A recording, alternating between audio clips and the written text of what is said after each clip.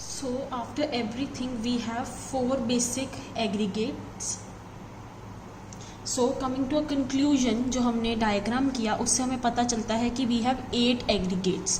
GDP MP same रहेगा सब कुछ, पीछे FC लग जाएगा GDP FC. Basically we have 4 aggregates but MP और FC के कारण वील हैव 8 एग्रीगेट्स. सो यहाँ पे FC लिख दो, MP लिख दो, doesn't matter. MP MP MP, FC FC FC, we can even change because ये जो बेसिक थिंग है ये दोनों में सेम है, MP एंड FC.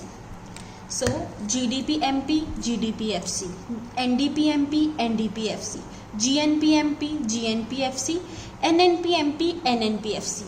आपको ये सारी याद नहीं रखनी, आपको सिर्फ और सिर्फ नंबर 2 एंड नंबर 8 लर्न करनी है. Why I will tell you.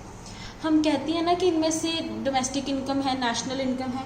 अब इन 8 में से आपको क्या पता कि कौन सी डोमेस्टिक इनकम है और कौन सी नेशनल इनकम है. ये हमें तब पता चलेगा कि जब हमें बताया जाएगा. So coming to a conclusion, I would say GDP FC is the domestic income. जब आपको डोमेस्टिक इनकम निकालने को बोले न्यूमेरिकल्स में, हम GDP FC निकालेंगे. एंड अगर हमें वो नेशनल इनकम निकालने के लिए बोले न्यूमेरिकल्स में, NNP FC निकलेगी.